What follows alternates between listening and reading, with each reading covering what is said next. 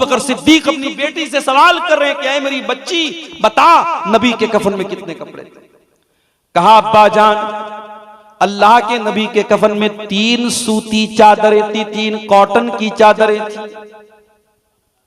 कहा कि ऐ मेरी बच्ची मेरा वो कपड़ा रखा हुआ है जो बीमारी के दिन में वो पहना करते थे, मैला कुचैला कपड़ा था। कहा है मेरी बच्ची एक चादर तो ये है, 2 और ले लेना और मुझे भी 3 ही कफन में कफनाना। बेटी कहती है, अम्मा आयशा कहती है, ऐ अब्बा जान, ऐ मेरे वालिद मोहतरम, हम इतने गए गुजरे तो नहीं है कि आपको इस मैले कुचैले पुराने कपड़े में आपको कफनाएंगे। ऐ अब्बा जान आप चिंता न करें, हम आपके लिए कफन का नया कपड़ा लेके आएंगे और 3 नए कपड़ों में आपको कफनाएंगे। हजरत अबू बकर सिद्दीक कहते हैं कि ऐ मेरी बच्ची इन्नमा हुवा लिल मोहला इन्नल हय्या अहक्कु बिल जदीद। ऐ मेरी बेटी मुझे तू नए कफन में कफनाए या पुराने कफन में कफनाए, ऐ मेरी बच्ची मुझे तो कब्र में चला जाना है और इस कफन के कपड़े को मिट्टी में मिल जाना है। ऐ मेरी बच्ची नया कपड़ा तो जिंदों को पहनाया जाता है, मुर्दों को नए कपड़े की जरूरत नहीं पड़ती है।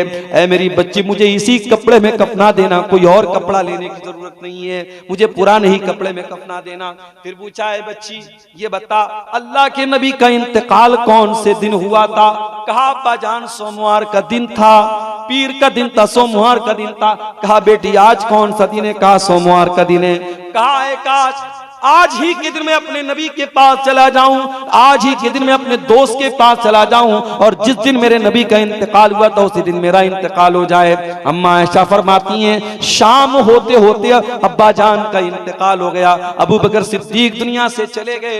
ओ लोगों अबू बकर सिद्दीक को तो दुनिया से जाने के वक्त मौत याद आ रही है, आखिरत याद आ रही है, अपना अंजाम याद आ रहा है और हम कितने नादान हैं कि हमारे पास तो कोई नेकी भी नहीं है, हम तो गुनाहों के दलदल में धंसे हुए हैं, फिर भी हमको आखिरत की याद नहीं आती।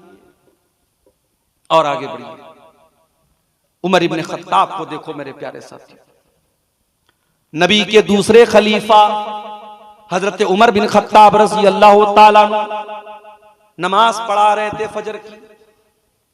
पीछे से एक पारसी गुलाम जिसका नाम अबू लुलू फिरोज था, जो कत्ल करने के मकसद से खंजर छुपा करके आया था, उसने नमाज की हालत में हजरत उमर के पेट पर नाफ के पास हमला किया।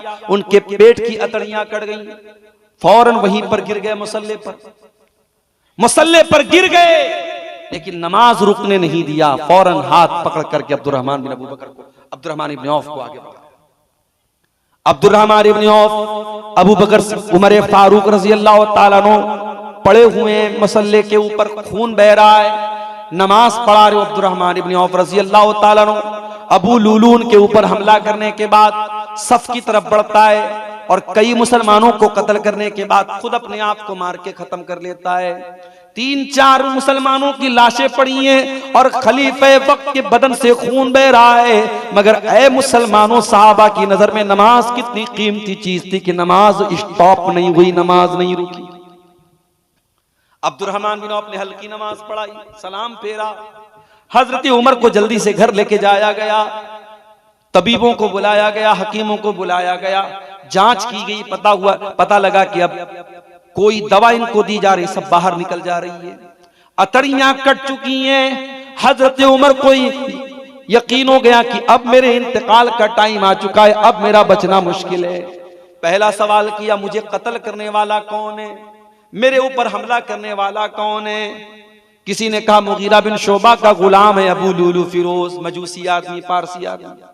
कहा अल्लाह तेरा शुक्र है कि तूने मेरा कत्ल किसी ऐसे इंसान के हाथों नहीं होने दिया जो इस्लाम का दावा करता हो, जो अपने आप को मुसलमान कहता हो, कोई मुसलमान मेरा कातिल नहीं है, अल्लाह तेरा शुक्र है। अगर आपको ये लगता है कि दुनिया की दौलत बड़ी कीमती चीज है, ये दौलत भी हमेशा माफ कीजिएगा आपके काम नहीं आएगी। जिस दिन हमारी सांसों की डोर थम जाएगी, जिस दिन हमारे दिल की धड़कन बंद हो जाएगी, ये सारा का सारा माल दूसरों का हो जाएगा। एक पैसा हमारी कब्र में हमारे साथ नहीं जाएगा, सारा पैसा, सारा माल, सारी दौलत हमारे वारिसों का हो जाएगा। जिस जमीनों जायदाद को बनाने के लिए आज इंसान अपने ही भाई के साथ बेईमानी करता है, अपने ही पड़ोसी का हक मार लेता है, अपने ही रिश्तेदार के साथ जुल्म सितम करता है, ये जमीन, ये जायदाद, ये सारी की सारी चीजें यहीं पर रह जाएंगी और हमें 2 गज जमीन के अंदर हमारे घर वाले ले जाकर के दफना देंगे कब्र के हवाले करके। बहुत मोहब्बत करता है आपका बेटा, लेकिन मरने के बाद आपकी लाश आपके घर में रखी होगी, आपका बेटा 24 घंटे से ज्यादा आपकी लाश को अपने घर में रखना गवारा नहीं करेगा। बहुत मोहब्बत करती है आपकी बीवी, लेकिन आपके मरने के बाद, हमारे मरने के बाद मेरे प्यारे साथियों, हमारी बीवियां भी 4 महीना 10 दिन तक हमारे मरने पर गम मनाएंगी, शोक मनाएंगी। उसके बाद उनकी जिंदगी भी नॉर्मल हो जाएगी। न बेटा अपने बाप के साथ कब्र में जाएगा, न बीवी अपने शौहर के साथ कब्र में जाएगी। लोग आएंगे आपकी कब्र में मिट्टी देकर के हाथ झाड़ के चले जाएंगे और गोया के ये पैगाम देंगे, यहाँ तक लहद तक आपकी ताजीम कर दी, अब आगे आपके आमाल जाने। गोया मिट्टी दे करके वो ये मैसेज दे देंगे कि ऐ मरने वाले, इसी कब्र से, इसी मिट्टी से तू पैदा हुआ था और आज हम तुझे मिट्टी के हवाले करके जा रहे हैं। इस कब्र के अंदर अब तू जाने और तेरा ईमान जाने, और तू जाने तेरा अकीदा जाने, और तू जाने तेरा अमल जाने। इस कब्र के अंदर हम तेरे कोई काम आने वाले नहीं है। मेरे प्यारे साथियों, क्या हमारे दिल में इस बात की चिंता और इस बात की फिक्र नहीं पैदा होती कि हम उस कब्र की जिंदगी के लिए मेहनत करें? ये कब्र वो जगह है मेरे प्यारे साथियों। एक अंसारी सहाबी का जनाजा था, मदीना के अंदर एक अंसारी सहाबी का जनाजा था। हजरत बरा इब्ने आजिब कहते हैं, जनाजा तैयार हो रहा था, कब्र तैयार हो रही थी और मैयत को कब्र में उतारा जा रहा था। अल्लाह के प्यारे नबी भी जनाजे में शामिल थे। फजलस अला शफीरिल कब्री, अल्लाह के प्यारे नबी कब्र के किनारे बैठे हुए थे। आपके आसपास आपके सहाबा भी थे और मैयत को कब्र में उतारा जा रहा था। अल्लाह के प्यारे नबी वो सारा मंजर देख रहे थे, आप अपनी आंखों से देख रहे थे। कब्र में मैयत को उतारा जा रहा है। आपने कब्र के बारे में सोचा, आपने कब्र में होने वाले अजाब के बारे में सोचा। आपने अपने सहाबा से फरमाया, लिमिस्ले हाज़ा फ़अइदू या इख़वानी, ऐ मेरे सहाबा, इस कब्र में तुम सबको जाना है, इस कब्र की तैयारी करो, इस कब्र में तुम सबको जाना है। इतना कहते हुए अल्लाह के नबी ज़ारो कतारो रोने लगते हैं। इस कदर रोते हैं कि आपकी दाढ़ी आपके आंसुओं से भीग जाती है, आपके कुर्ते का दामन आपके आंसुओं से भीग जाता है। और अल्लाह के नबी रोते हुए अपने सहाबा से कहते हैं, लिमिस्ले हाज़ा फ़अइदू या इख़वानी, ऐ मेरे भाइयों, ऐ मेरे सहाबा, इस कब्र की तैयारी करो, यहाँ तुम सबको जाना है। ओ लोगों, हमारे नबी तो कब्र को देख करके रो रहे हैं और हम इतने पत्थर दिल हो चुके हैं कि कब्र में अपने मुर्दे को दफन करने के बावजूद हमें कोई असर नहीं होता। शायर कहता है, आंखों से अपने तूने कितने जनाजे देखे, हाथों से तूने कितने मुर्दे तूने कितने मुर्दों को अपने हाथों से दफनाया है, अपने आंखों से तूने कितने जनाजों को देखा है, फिर भी इंसान तुझे मौत याद नहीं आती, अपना अंजाम याद नहीं आता। मरना तो हम सबको है मेरे प्यारे। कोई इंसान ऐसा नहीं है जो ये कह सके मैं हमेशा रहूंगा। मरना तो सबको, और ये भी नहीं पता कब मरना है। कुल्लु नफ्सिन ज़ाइक़तुल मौत, हर नफ्स को मौत का मजा चखना है, और कब चखना है ये भी नहीं मालूम। वमा तदरी नफ्सुन बिअय्यि अर्दिन तमूत, कोई नहीं जानता कि वो कहां मरेगा, कहां मरेगा, कब मरेगा छोड़ दो, कहां मरेगा नहीं जानता। अभी ट्रेन का एक्सीडेंट हुआ, आपने सुना होगा। ट्रेन के अंदर अफवाह उड़ती है कि आग लग गई और बहुत सारे पैसेंजर ट्रेन से उतर करके रेलवे की पटरी पर खड़े हो जाते हैं और उसी रेलवे लाइन पर दूसरी तरफ से तेज रफ्तार ट्रेन आती है और कई यात्रियों को कुचल के चली जाती है। उन मुसाफिरों ने घर से निकलने के टाइम तो ये नहीं सोचा था कि इस तरीके से उनकी मौत हो जाएगी। उन्होंने तो ये सोचा था अपनी मंजिल पर पहुंचेंगे, अपने घर पहुंचेंगे, अपने रिश्तेदार के यहाँ पहुंचेंगे। वमा तदरी नफ्सुम बिअय्यि अर्दिन तमूत, कोई नहीं जानता कि कहां मरेगा, कब मरेगा, छोड़ कहां मरेगा, इस बात की भी गारंटी नहीं। ऐ इंसान तू कितना नादान है, तेरा मरना पक्का है और ये भी नहीं मालूम कि तू कब मरेगा और कहां मरेगा, फिर भी तू अपने अंजाम से बेखबर है। इक़्तरब लिन्नासि हिसाबुहुम व हुम फी गफलतिन मुरिदून, ओ लोगों तुम्हारे हिसाब का टाइम करीब है, तुम्हारे इम्तिहान का टाइम करीब है, फिर भी तुम गफलत में पड़े हुए। तुमसे बड़ा नादान कौन है, तुमसे बड़ा जाहिल कौन है, इंसान से बड़ा नादान कौन है। हमारे नबी तो कब्र को देख करके रोते हैं मेरे साथ।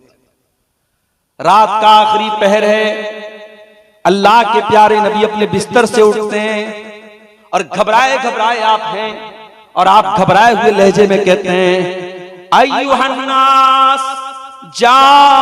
जातिल।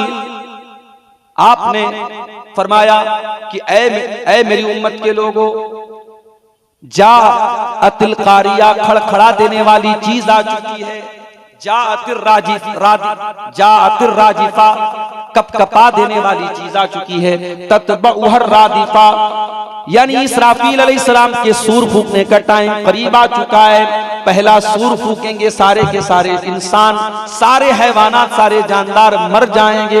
तत्बउहर रादिफा, फिर दूसरा सूर फूकेंगे, सारे के सारे जिंदा हो जाएंगे और मैदान महशर की तरफ इकट्ठा किए जाएंगे। जाअल मौत बिमा फी, जाअल मौत बिमा फी, ऐ मेरी उम्मत के लोगों, मौत आ चुकी है, मौत आने वाली है, मौत अपनी तमाम शक्तियों के साथ तुम्हारे पास आने वाली है। अल्लाह के नबी रात के आखिरी पहर में अपने बिस्तर से उठ करके अपनी उम्मत को मौत से खबरदार कर रहे हैं। मगर उम्मत कहां मौत के बारे में सोच रही है मेरे प्यारे साथी।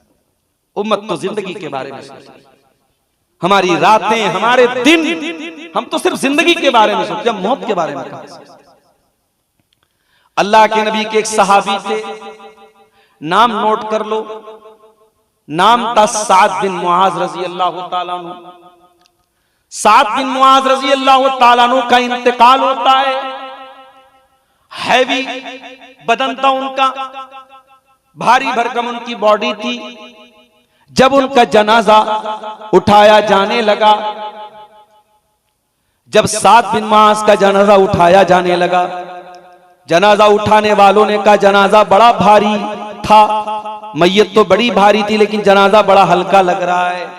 अय अल्लाह के नबी, साद इब्ने मुआज का बदन तो बड़ा हैवी था लेकिन इनका जनाजा बड़ा हल्का मालूम हो रहा है, क्या बात है? आपने फरमाया इन्न लहू हमलतन गैरुकुम, ऐ मेरे सहाबा, साद बिन मुआज के जनाजे को फरिश्तों ने भी उठाया हुआ है। 70,000 फरिश्ते इनके जनाजे में शामिल हैं।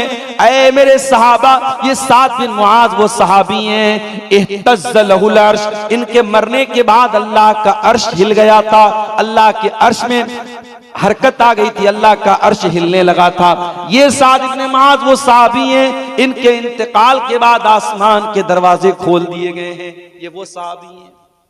साद इब्ने मुआज का इंतकाल हो चुका है, उनकी मैयत को कब्र में उतारा जा रहा है।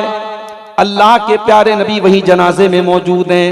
मैयत को कब्र में उतारा जा रहा है। जब मैयत को कब्र में उतार दिया गया, अल्लाह के नबी के चेहरे पर घबराहट के आसार आ गए। आपका चेहरा बदल गया, आप घबराने लगे और आपने 3 मरतबा फरमाया सुभान अल्लाह, सुभान अल्लाह, सुभान अल्लाह। 3 मरतबा आपने सुभान अल्लाह कहा, 3 मरतबा अल्लाहु अकबर कहा। आपने जब घबरा करके 3 मरतबा तस्बीह पढ़ी, सहाबे किराम ने भी अपने नबी को तस्बीह पढ़ता हुआ देख करके तस्बीह पढ़ी। उसके बाद आपने फरमाया कि ऐ मेरे सहाबा, तज़ायक़ला साहिबुकुम अल क़ब्र, तुम्हारे इस साथी की कब्र इनके ऊपर तंग हो गई थी, इनकी कब्र ने इनको दबोच लिया था, इनकी कब्र ने इनको पकड़ लिया था। और आपने आगे ये भी फरमाया इन्न लिल क़ब्र क़ब्री दम्मतन लौ नजा मिन्हु लनजा साद इब्न मुआज़। ऐ मेरे सहाबा, ऐ मेरी उम्मत के लोगों, ये कब्र हर इंसान को दबोचेगी, ये कब्र हर इंसान को पकड़ेगी, और इस कब्र की पकड़ से अगर कोई बच सकता तो साद बिन मुआज़ बच जाते, मगर वो भी नहीं बचे, इस कब्र ने उनको भी पकड़ा है। उलमा लिखते हैं इस हदीस की शरह में कि कब्र का अजाब तो सबको नहीं होगा, मोमिन को कब्र का अजाब नहीं होगा, मगर कब्र सबको दबोचेगी, ताकि ये एहसास हो जाए कि अल्लाह तबारक व तआला का मामला आसान नहीं है। कब्र सबको दबोचेगी, सबको पकड़ेगी। अगर साद बिन मुआज़ जैसे सहाबी को कब्र दबोच रही है, मेरे प्यारे साथियों, हमारा और आपका क्या हाल होगा? आज किसी जंगल में आप चले जाएं, 4 व्हीलर के अंदर आप बैठे हुए हैं, कार के अंदर आप बैठे हुए हैं, और चारों तरफ अंधेरा हो जाए, अंधेरा छा जाए, और आप 4 व्हीलर के अंदर आराम से बैठे हैं, तब भी आपको डर महसूस होने लगेगा। अगर जंगल में चारों तरफ अंधेरा हो और आपकी गाड़ी की लाइट भी खराब हो जाए तो आपको डर लगने लगेगा। मेरे प्यारे साथियों, मरने के बाद जिस कब्र में हम सबको जाना है, उस कब्र में कोई रोशनी नहीं होगी, कोई लाइट नहीं होगी। वहां अगर लाइट आएगी, हमारे अमल से आएगी, हमारी नमाजों से आएगी, हमारे ईमान से आएगी, हमारी तौहीद से आएगी। अगर हमारे पास ईमान भी सही ना होगा, हमारे पास अमल भी ठीक ना होगा, मेरे प्यारे साथियों, हमारी कब्र में रोशनी हमको कौन ला के देगा? ये बड़ा ही खतरनाक मामला है कब्र का, मेरे प्यारे साथियों। इसीलिए हजरत उस्मान गनी रज़ी अल्लाह ताला अन्हु जब किसी कब्र को देखते थे, ज़ारो कतार रोने लगते थे, आंखों से आंसू जारी हो जाते थे। पूछने वाले ने पूछा, तज़कुरुल जन्नत वला तबकी, ऐ उस्मान क्या बात है, जन्नत आप देखते हैं तो नहीं रोते हैं, जहन्नम देखते हैं तो नहीं रोते हैं, जन्नत की बात आती है तो नहीं रोते हैं, जहन्नम की बात आती है तो नहीं रोते हैं। ऐ उस्मान क्या बात है कि आप कब्र को देख करके रोने लगते हैं? उस्मान गनी कहते हैं, ओ लोगों, मैंने अल्लाह के प्यारे नबी को यह फरमाते हुए सुना है। आपने फरमाया, इन्नल कब्र अव्वलु मंजिलिन मिन मनाजिलिल आखिरा, ये कब्र आखिरत की पहली मंजिल है। जिसने इस मंजिल को पार कर लिया, उसके लिए आगे की मंजिलें आसान है। तैयारी करना है मेरे प्यारे साथियों, उस कब्र की तैयारी। दुनिया की तैयारी तो हो ही जाएगी। दुनिया में अगर कुछ कमी भी रह गई, दुनिया में अगर अच्छा मकान नहीं बन पाया, दुनिया में बच्चे बहुत ऐशो आराम से नहीं रह पाए, इंशाअल्लाह अगर आपने आखिरत की तैयारी अच्छी की है तो दुनिया की नेमतों से कहीं ज्यादा बेहतर नेमतें हमें आखिरत में मिलेंगी। अपने प्यारे नबी की जिंदगी देखो मेरे प्यारे साथियों। हमारे प्यारे नबी ने दुनिया के ऐशो आराम को कभी अपनाने की कोशिश नहीं की। ऐसे भी हालात आए कि पेट पे पत्थर बांधना पड़ा। गज़वे खंदक के मौके पर अल्लाह के नबी के पास एक सहाबी आते हैं, अय अल्लाह के नबी, कई दिन से भूखा हूं, अपना पेट खोल करके दिखा देते हैं। अल्लाह के नबी, मैंने पेट पर पत्थर बांधा हुआ अपनी बॉडी को खड़ा करने के लिए। अय अल्लाह के नबी, कई दिन से खाना नहीं खाया है। अल्लाह के प्यारे नबी ने अपना पेट खोल के दिखा दिया। ऐ मेरे सहाबी, देख मेरे पेट पे 2-2 पत्थर बंधे हुए हैं, तू तो एक पत्थर बांधे हुए, देख तेरे नबी ने 2-2 पत्थर बांधे। आपने पेट पे पत्थर भी बांधे, आपके घर में 2-2 महीने तक चूल्हा भी नहीं जला। ऐसा भी वक्त आया, अम्मा आयशा फरमाती है, 2-2 महीना गुजर जाता था, मुहम्मदुर रसूलुल्लाह के घर में चूल्हा नहीं जलता था। पूछने वाले ने पूछा कि अम्मा आयशा, फिर आप लोगों की गुजर बसर कैसे होती थी? फरमाया कि हम खजूर खा करके और पानी पी करके गुजारा कर लिया करते थे। मुहम्मद अकरम के घर में 2-2 महीने तक चूल्हा नहीं जलता था। मेरे साथ इतनी तंगी की जिंदगी भी आपने गुजारी, लेकिन हां, ऐशो आराम हासिल करना चाहते तो कर सकते थे, मगर आपने दुनिया से दिल नहीं लगाया। जगह जी लगाने की दुनिया नहीं है, ये इबरत की जा है, तमाशा नहीं है। शायर कहता है, ये दुनिया दिल लगाने की जगह नहीं है, ये इबरत की जगह है, ये तमाशा नहीं है। ये दुनिया बता रही है, दुनिया की तारीख बता रही है। कारून जैसा दौलतमंद आया और अपने खजाने के साथ जमीन में धसा दिया गया। फिरौन जैसा बादशाह आया, पानी में डुबा दिया गया। अबू जहल जैसा जालिम आया, बच्चों के हाथों कत्ल कर दिया गया।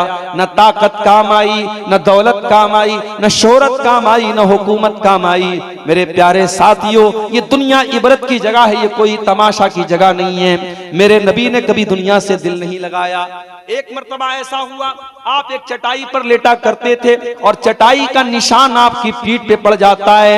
अल्लाह के प्यारे नबी की नजर, अल्लाह के नबी के सहाबा की नजर पड़ जाती है, हमारे नबी की पीठ पर चटाई के निशान है। सहाबा कहते हैं, अल्लाह के नबी लवित्तखज़ना लकवितान, अल्लाह के नबी आप हमें इजाजत दे दें, हम आपके लिए आरामदेह बिस्तर का इंतजाम कर दें, हम आपके लिए गद्दे का इंतजाम कर दें। अल्लाह के प्यारे नबी फरमाते हैं कि ऐ मेरे सहाबा, माली व माली दुनिया, ऐ मेरे सहाबा, मैं दुनिया की नेमतों को और दुनिया के ऐशो आराम को लेकर के क्या करूंगा?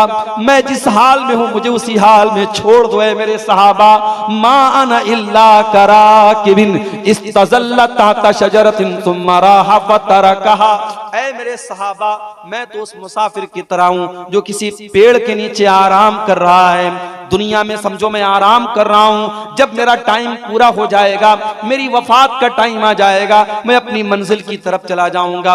पेड़ के नीचे मुसाफिर आराम करता है, वो उसका ठिकाना नहीं है, वो उसकी मंजिल नहीं है, वो आराम करने के बाद अपनी मंजिल की तरफ चला जाता है। ओ लोगों, दुनिया दुनिया मेरे लिए वक्ती आराम गाह है, दुनिया मेरे लिए ठिकाना नहीं है। इसलिए अल्लाह के नबी ने और सहाबा ने आखिरत को तरजीह दी है मेरे प्यारे साथी। और इसीलिए कुरान हमसे कह रहा है, वसारिउ इला मगफिरतिम मिर रब्बिकुम, ऐ मेरे बंदो, तुम्हें मेहनत करना है, तुम्हें कोशिश करना है, तुम्हें जल्दी करना है तो आखिरत की तैयारी करो, जन्नत की तैयारी करो।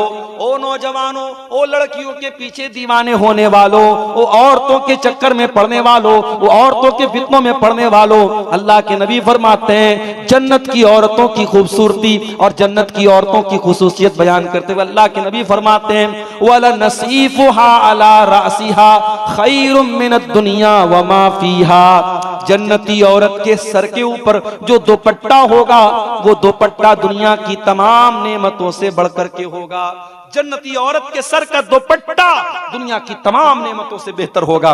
और अल्लाह के नबी फरमाते हैं, लवित्तलात इम्रातुम मिन अहलिल जन्नति इलल अर्दी लअज़ाअत मा बैनहुमा, अगर जन्नत की कोई औरत दुनिया की तरफ झांक दे तो जमीन व आसमान के बीच का जो पोर्शन है, जो इलाका है, वो पूरा का पूरा रोशन हो जाएगा सिर्फ उसके झांक लेने से। इतनी खूबसूरत होंगी वो जन्नत की औरतें, उनके अंदर कोई कमी नहीं होगी, हर ऐब से पाक होंगी। मेरे अजीजों, मेरे नौजवानों, उस जन्नत की तरफ अल्लाह ताला कुरान में बार बार हमें शौक दिलाता है, हम उसकी तैयारी करें। उस जन्नत में हम कैसे जाएंगे, वो जन्नत हमें कैसे मिलेगी, हम उसके लिए तैयारी करें।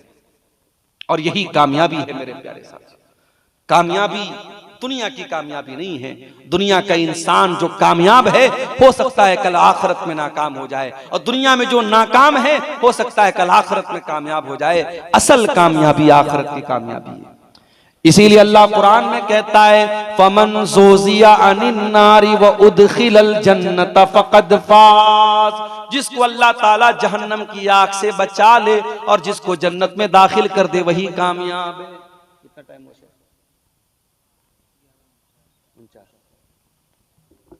जिसको अल्लाह ताला जहन्नम की आग से बचा ले और जिसको जन्नत में दाखिल कर दे, वही कामयाब है। वमल हयातुद दुनिया इल्ला मताउल गुरूर, और जिस दुनिया के चक्कर में तुम आखिरत को भूल के बैठे हो, मेरे बंदो, वो दुनिया तो धोखेबाज है, वो तुमको धोखा दे देगी। जरा सहाबे किराम की जिंदगियों का मुताला करो मेरे प्यारे साथी। अबू बकर सिद्दीक का आखिरी टाइम है, इंतकाल का टाइम है। आपकी बेटी अम्मा आयशा रज़ी अल्लाह ताला अन्हा अपने बाप से मिलने के लिए आई है। मालूम है बाप बहुत बीमार है, आखिरी अय्याम चल रहे हैं। जब अम्मा आयशा अपने बाप के पास पहुंची, बाप ने बेटी की शक्ल देखी, हाल चाल नहीं पूछा, खैर खैरियत नहीं पूछा। बाप ने पहला सवाल क्या किया, फी कम सौबिन कुफ़िन नबी सल्लल्लाहु अलैहि वसल्लम, ऐ मेरी बच्ची ये बता, जब अल्लाह के नबी का इंतकाल हुआ था, आपके कफन में कितने कपड़े थे? बाप बेटी से मसला पूछ रहा है। पता ये चला, अपनी बच्चियों को ऐसी तालीम दो, उनको ऐसी दीन की तालीम दो कि आपको मसला पूछना पड़े तो अपनी बेटी से मसला। और ये भी पता चला कि सहाबे किराम मौत के टाइम भी इसी बात की कोशिश करते थे कि हमारा जनाजा, हमारा कफन, हमारा दफन सब सुन्नत के मुताबिक हो। बहुत सारी बिदात और खुराफात आज मैयत के ताल्लुक से और जनाजे के ताल्लुक से हमारे समाज में बहुत सारे इलाकों में देखा गया कि साहब मरने के बाद क्या हो रहा है, पूरी पूरी दावत हो रही है। बेचारा जिसके घर में मौत हुई है, मैयत हुई है, बाप मरा है, बच्चे परेशान है, अब तीसरे दिन वो सबको खानदान को दावत खिला रहे हैं, बिरयानी खिला रहे हैं। ये बेशर्मी और बेगैरती और ये बेहयाई मेरे प्यारे साथियों समाज के लिए कलंक नहीं तो। इसीलिए हो सके तो अपने बच्चों को वसीयत करके जाना कि ऐ मेरे बच्चों, मेरे मरने के बाद कोई ऐसा काम मत करना जो सुन्नत के खिलाफ हो। ऐसे इमाम से जनाजा की नमाज पढ़वाना जो सुन्नत के मुताबिक जनाजा पढ़ाए। मेरे कफन में, मेरे दफन में कोई काम सुन्नत के खिलाफ न होने देना। हो सके तो ये वसीयत करके जाओ मेरे प्यारे साथी। अबू बकर सिद्दीक अपनी बेटी से सवाल कर रहे हैं कि ऐ मेरी बच्ची बता, नबी के कफन में कितने कपड़े थे? कहा अब्बा जान, अल्लाह के नबी के कफन में 3 सूती चादरें थी, 3 कॉटन की चादरें थी। कहा कि ऐ मेरी बच्ची, मेरा वो कपड़ा रखा हुआ है जो बीमारी के दिन में वो पहना करते थे, मैला कुचैला कपड़ा था। कहा है मेरी बच्ची, एक चादर तो ये है, 2 और ले लेना और मुझे भी 3 ही कफन में कफनाना। बेटी कहती है, अम्मा आयशा कहती है, ऐ अब्बा जान, ऐ मेरे वालिद मोहतरम, हम इतने गए गुजरे तो नहीं है कि आपको इस मैले कुचैले पुराने कपड़े में आपको कफनाएंगे। ऐ अब्बा जान, आप चिंता न करें, हम आपके लिए कफन का नया कपड़ा लेके आएंगे और 3 नए कपड़ों में आपको कफनाएंगे।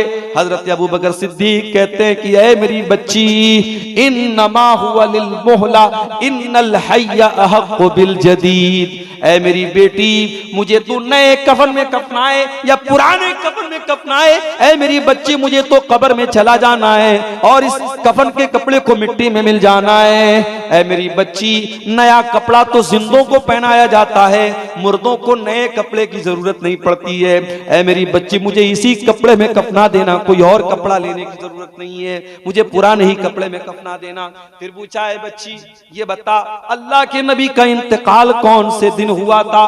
कहा अब्बा जान, सोमवार का दिन था, पीर का दिन था, सोमवार का दिन था। कहा बेटी, आज कौन सा दिन है? कहा सोमवार का दिन है।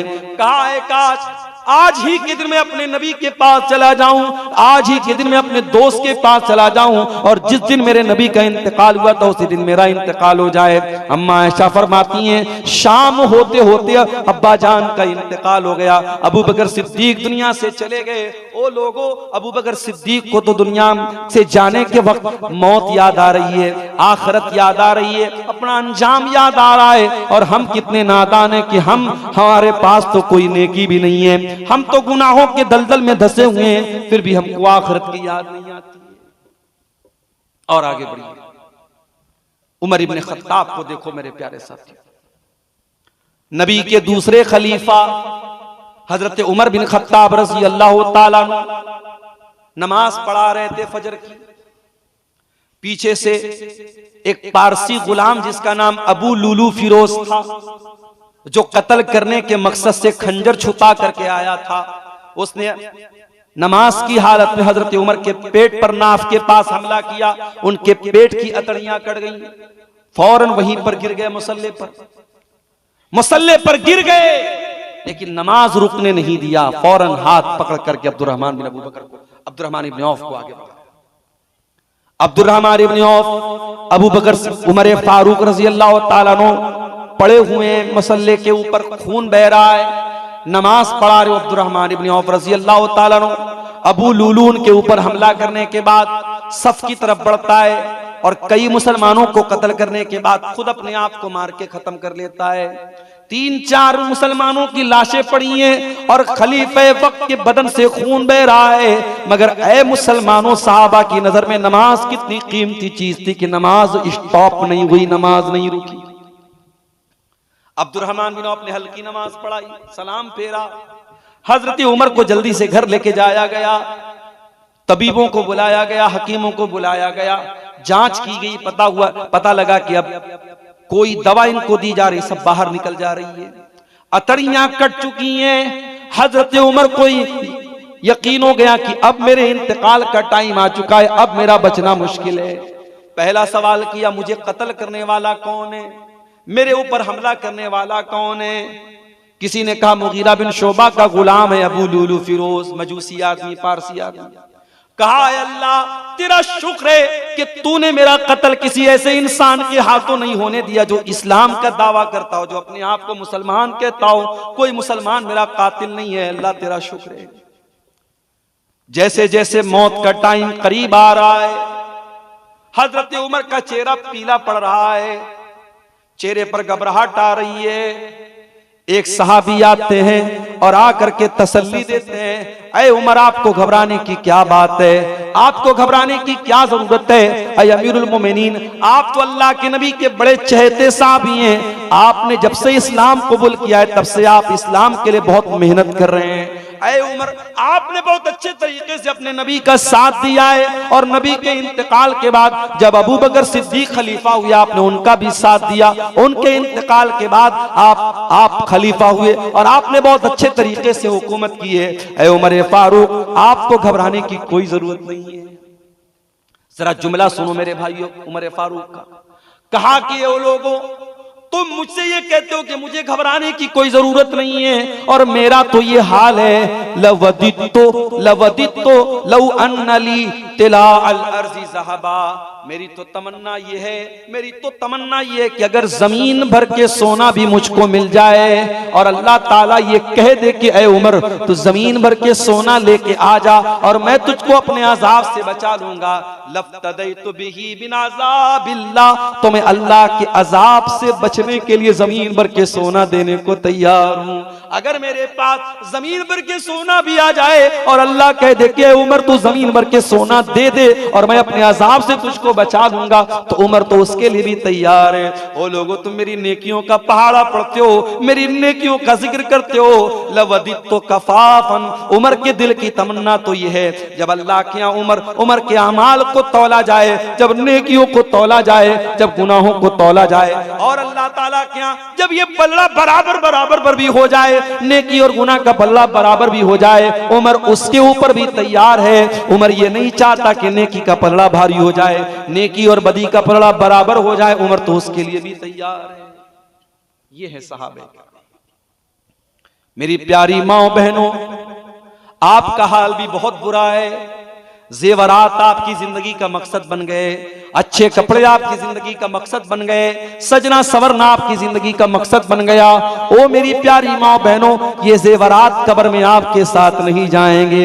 हमने बहुत सारे मरने वाली औरतों को देखा है, बहुत शौक था कंगन पहना करती थी, बहुत शौक था कानों में ईयर रिंग पहना करती थी, बहुत शौक था अपनी नाक में नाक की नथिया पहना करती थी, मर गई, इंतकाल हो गया, कंगन भी उतार लिया गया, कान के ईयर रिंग को भी उतार लिया गया, नाक की नथिया को भी उतार लिया गया। ये सोने के जेवरात मेरी प्यारी माओ कब्र में आपके साथ नहीं जाएंगे। आपको भी वही पैगाम देता हूं जो मर्दों को अल्लाह ताला ने दिया है, वसारिउ इला मगफिरतिम मिर रब्बिकुम। मेरी प्यारी माओ बहनों, ये चंद दिन की जिंदगी है, नहीं मालूम कितने दिन हमारी जिंदगी रहेगी। ये जितने अय्याम मिले हैं जिंदगी के, जितने दिन मिले हैं जिंदगी के, इस जिंदगी को गनीमत समझो और अल्लाह को राजी कर लो। अल्लाह की मग़फ़िरत को पाने के लिए मेहनत करो, अल्लाह की जन्नत को पाने के लिए मेहनत करो। एक आखिरी वाकया सुना के बाद खत्म कर रहा हूं। अल्लाह के नबी की ज़ौजे मोहतरमा और हम सब की प्यारी माँ अम्मा आयशा रज़ी अल्लाह ताला अन्हा चाश्त की नमाज पढ़ रही थी। शायद हमें से बहुत सारे लोगों को पता भी ना हो कि चाश्त की नमाज क्या होती है। हम तो 5 टाइम की नमाज भी नहीं पढ़ते, चाश्त की क्या पढ़ेंगे। चाश्त की नमाज कब पढ़ी जाती है? सूरज के निकलने के 20-25 मिनट के बाद, जब सूरज थोड़ा रोशन हो जाता है, उस टाइम ये चाश्त की नमाज पढ़ी जाती है। 2 रकात भी पढ़ सकते हैं, 4 रकात भी पढ़ सकते हैं, और ये नमाज जहरी भी पढ़ सकते हैं, सिर्री भी पढ़ सकते हैं। हजरत आयशा रज़ी अल्लाह ताला अन्हा चाश्त की नमाज पढ़ रही थी। उनके भांजे कासिम बिन मोहम्मद, उनके भाई के बेटे हैं जिनकी वो फूफी लगती हैं, वो अपनी फूफी से मिलने के लिए आते हैं, भतीजे हैं उनके। कासिम बिन मोहम्मद अपनी फूफी से मिलने के लिए आते हैं। और क्या देखते हैं कि उनकी फूफी जान नमाज पढ़ रही हैं चाश्त की, और चाश्त की नमाज में सूरह तूर की तिलावत कर रही हैं, और इस आयत के ऊपर पहुंची हैं। सूरह तूर में अल्लाह फरमाता है जब जन्नती जन्नत में जाएंगे तो कहेंगे फमन्नल्लाहु अलैना व वक़ाना अज़ाबस समूम। जन्नती कहेंगे अल्लाह तेरा बहुत एहसान है हमारे ऊपर, तूने हमको जन्नत में पहुंचा दिया और तूने हमको जहन्नम की आग से बचा लिया। हजरत आयशा इसी आयत पर पहुंची थी जब कासिम बिन मोहम्मद वहां पहुंचे थे। कासिम बिन मोहम्मद को मार्केट से कुछ सामान लेना था, सौदा सलफ लेना था। सोचे अभी फूफी जान नमाज पढ़ रही हैं, मैं मार्केट से आकर के दोबारा फिर मिल लेता हूं। बहुत देर के बाद सौदा सलफ लेके आने के बाद, काफी देर के बाद, बाजार का चक्कर लगाने के बाद जब दोबारा अपनी फूफी के घर पहुंचे, क्या देखते हैं कि फूफी जान इसी आयत को बार बार रिपीट कर रही हैं और रोती चली जा रही हैं। फमन्नल्लाहु अलैना व वक़ाना अज़ाबस समूम। ऐ अल्लाह तेरा एहसान हुआ हम पर कि तूने हमको जन्नत में पहुंचाया और तूने जहन्नम की आग से बचा लिया। हजरत आयशा इसी आयत को पढ़ती चली जा रही हैं और रोती चली जा रही हैं, गोया कि वो ये अल्लाह से दुआ कर रही कि अल्लाह उन खुशनसीब बंदों में हमको भी शामिल फरमा दे जो कल जन्नत में जाने के बाद ये कहेंगे ऐ अल्लाह तेरा एहसान हुआ कि तूने जहन्नम से हमको बचा लिया। मेरे अजीजों, उस जहन्नम से बचने की तैयारी करो और जन्नत में जाने की तैयारी करो। मेरे साथ मजबूरी ये है मेरे प्यारे साथियों, 12 बज चुके हैं तकरीबन और मुझे अभी फौरन निकलना है। और मैं पहले ही जलसे वालों से बोल चुका था, शायद कुछ और पहले मुझे वक्त देते तो थोड़ा सा अपने मौजू पर मैं और भी रोशनी डालता। अब मुश्किल ये है, सामने कोहरे की हालत ये है कि यहाँ 10 मीटर आगे कभी रास्ता नजर नहीं आ रहा है और लंबा सफर करना है, तकरीबन 300 किलोमीटर का सफर करना है। मेरे प्यारे साथियों, फिक्र आखिरत के मौजू पर और इसी तरीके से कब्र और आखिरत के ताल्लुक से हमारे दिलों में जो गफलत तारी है, उस मौजू पर चंद बातें आपके सामने रखी हैं। मौजू अभी थोड़ी सी और तफसील चाहता है मगर वक्त इजाजत नहीं देता है। फिर कभी मौका रहा आपके इस गांव में, इस इलाके में फिर कभी आना हुआ, इस मौजू पर फिर हम कभी रोशनी डालेंगे। अल्लाह से हम दुआ करते हैं रब्बुल आलमीन हम सबको कहने सुनने से ज्यादा अमल की तौफीक अता फरमा। रब्बुल आलमीन हमें हमारे दिलों में आखिरत की फिक्र पैदा फरमा। रब्बुल आलमीन दुनिया की मोहब्बत और दुनिया की गफलत ने आज हमारे दिलों पर को जो सख्त बनाया है, अल्लाह उस सख्ती को तो दूर फरमा दे। मेरे बाद इंशाअल्लाह मौलाना कलीम साहब की भी तकरीर है और गालिबन कोई एक मुकर्रिर और भी हैं, 2 मुकर्रिरीन के भी तकरीर बाकी है। ठंडी का मौसम है, आप कभी और कहीं और न जाएं, सुकून से पिंडाल के नीचे बैठें और ये उलमा जो आपको सुनाने के लिए आए हैं इनके नहीं हमारे पास वक्त नहीं, बहुत माजरत के साथ निकलना है, ऑलरेडी लेट हो चुका है। कितना टाइम? 12 बज गया ना। इंशाअल्लाह फिर कभी आएंगे। हमारी दुआएं इन बच्चों के साथ है जिनको दस्तारबंदी होने वाली है। अगर उनको दस्तारबंदी कराएंगे अभी 10-15 मिनट और लग जाएगा और वक्त ऑलरेडी काफ़ी ज़्यादा हो चुका है। माजरत चाहता हूँ आप सबसे, फिर इंशाअल्लाह हयात बाकी तो मुलाकात बाकी। अस्सलामु अलैकुम व रहमतुल्लाहि व बरकातहू।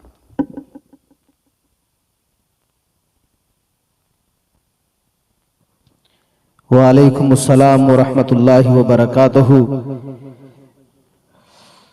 उठ अब बज़ में जहां का और ही अंदाज है, मशरिक व मगरिब में तेरे दौर का अरे हुए हैं हम मुहिब्बे सहाबा जो ठहरे, जानो दिल उन पे वारे हुए हैं। रात मांगा नबी ने उमर को, सुबह करने लगे अर्ज आकर। रात मांगा नबी ने उमर को, सुबह करने लगे अर्ज आकर। अपने कदमों में आका बिठा लो, आज से हम तुम्हारे हुए हैं। अपने आका की चाहत में उस्मान मालो सर सब लुटा कर ये बोले, राहे हुब्बे मोहम्मद में लोगो कब किसी को खसारे हुए हैं। मुझको लोगो वो महबूब होगा,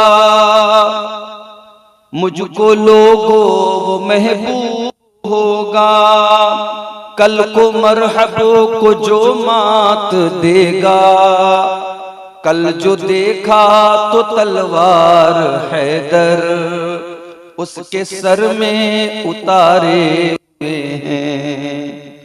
प्यारे आका की आंखों के तारे, आपके दोनों प्यारे नवासे, गुलशने दीन को खून देकर वो जहां में निखारे हुए हैं। गुलशने दीन को खून देकर वो जहां में निखारे हुए हैं। चाहते हो अगर नेक नामी, चाहते हो अगर नेक नामी, तो सहाबा की कर लो गुलामी। जिनके रस्ते पे चलकर हमेशा अपने वारे नियारे हुए हैं। हम मुहिब्बे सहाबा जो ठहरे, जानो दिल उन पे वारे हुए हैं। मोहतरम उलमाए किराम, बुजुर्गों और दोस्तों, नौजवान साथियों, माओ और बहनों, प्यारे बच्चों, अंदाजा नहीं था कि जनवरी के आखिर में ऐसी खतरनाक सर्दी और कोहरा पड़ेगा। अब मेरे सामने मुश्किल ये है, मैंने मौलाना कलीमुद्दीन सलफी साहब को, जिन्होंने आज का प्रोग्राम लिया था, उनको पहले ही बताया था कि देखिए हमारी बड़ी मुश्किल है, छुट्टी का भी मसला है, हमको जल्दी निकलना रहेगा, 12 बजे तक हर हाल में निकल जाएंगे। अब 12 बजे यहाँ से अगर हम निकलेंगे, कुहासे का जो आलम है, शबनम का जो आलम है, पटना का लंबा सफर हमें करना है। दुआ कीजिए अल्लाह ताला सेहत और सलामती के साथ ये सफर पूरा करने की तौफीक दे। मुझसे पहले आपने शेख मुमताज अल आरिफी हफिज़ुल्लाह की तकरीर सुनी। वो तकरीर भी कर रहे थे और इदारे के लिए आपसे ताउन की अपील भी कर रहे थे। उनकी इस अपील की मैं भी तायीद करता हूं और आप सबसे अपील करता हूं कि आप इस इदारे का ताउन जरूर करें। ये गांव बहुत खुशहाल गांव नहीं है, बहुत बड़ा गांव नहीं है, मदरसे को चलाने वाले लोग बहुत कम हैं यहाँ। ये मदरसा हमारे ताउन का हकदार है, इसका जरूर आप हजरात ताउन करके जाएं। मेरे भाइयों, कुरान करीम की जो आयत करीमा मैंने आपके सामने पढ़ी है, उस आयत में अल्लाह ताला ने हमें और आपको एक हुक्म दिया है, और वो हुक्म क्या है? वो हुक्म है जल्दी करने का। आइए पहले वो आयत करीमा हम देखते हैं, फिर बात को आगे बढ़ाते हैं।